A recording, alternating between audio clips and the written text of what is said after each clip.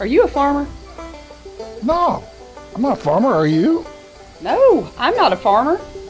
Well, why are we guarding these silos? If we work in silos, we can't share needed patient information. The two organizations can't work together to provide the best care. Together we can build systems and bridges, not build silos. Ooh, that's good. Let's talk to some of our clinical partners to see how they make this work.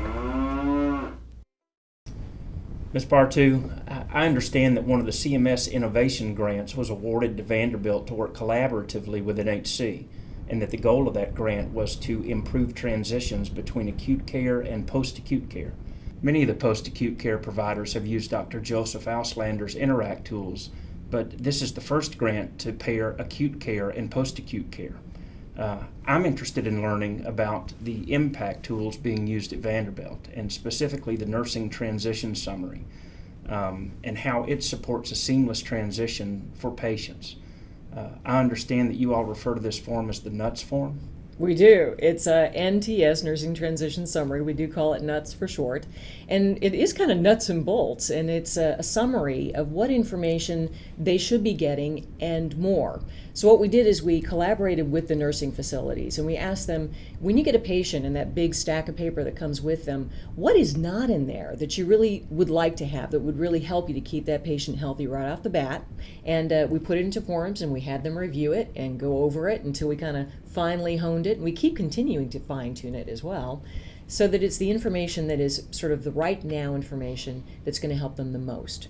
And how is it that you'd like to get that? What form would you like to get it in? And so we came up with the Nursing Transition Summary. And just to show you kind of the bigger points, highlights a section here.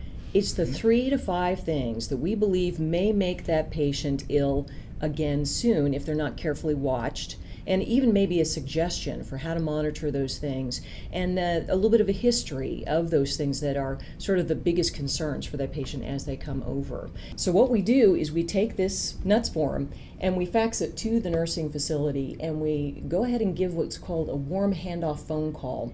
So as the patient is arriving, they've got this information by fax, and then we call and we go through it with the admitting nurse to make sure they understand what the highlights are, where to find some key information that they're going to need to know, and the medication transition or the medication summary as well.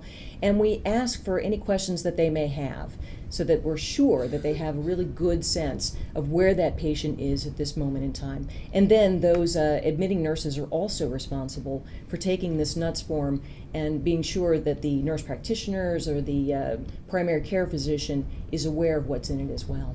Very good. Well, thank you for helping me to understand about this important impact tool. Sure thing. All right, well, there's one more impact tool I'd like to find out some more about, and that's the medication reconciliation form. Can you tell us why this was developed and how it helps reduce the risk of medication errors? Absolutely. The Impact Innovations tool was developed with pharmacists to provide one source of truth for the facilities who receive many different lists of the patient's admission medication orders. The goal is to not only provide one list for the facility, but also to document changes that were made between the patient's pre-hospital medications and the patient's current admission orders, and explain the reasons for these changes.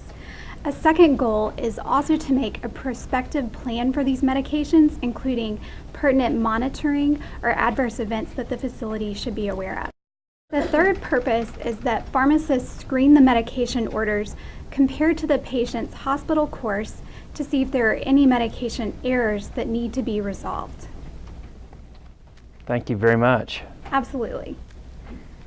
So, Ms. Heath, as the Director of Nursing, I wanted to ask you a few questions about the use of the Interact tools along with the Impact tools and how that helps with a more seamless transition for patients.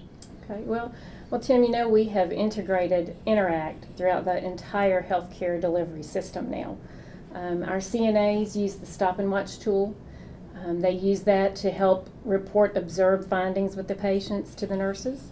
The nurses use the acute care change in condition cards and the care pass. We found one particular tool, the SBAR, especially helpful. Now that SBAR stands for Situation, Background, Assessment, and Report. They use that as a formatted document to report their assessment findings to the physician and the nurse practitioners. Very good. That was very helpful, and thank you. You're welcome.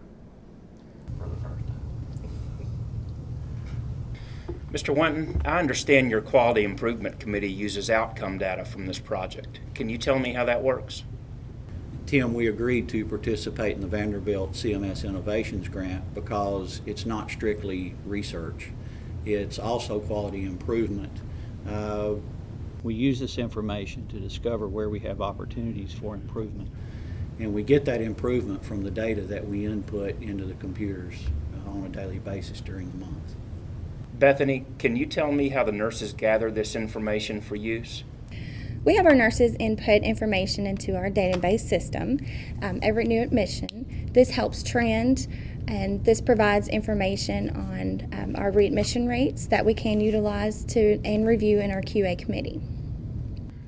Dr. Slanzicki, I understand that when this information is gathered and compiled at the end of the month, how do you use this data to improve outcomes? As part of the medical team, the Vanderbilt physicians and myself review the information that's presented to us, and we try to take into consideration the social factors, emotional factors, and medical factors, as well as considering needs of the family.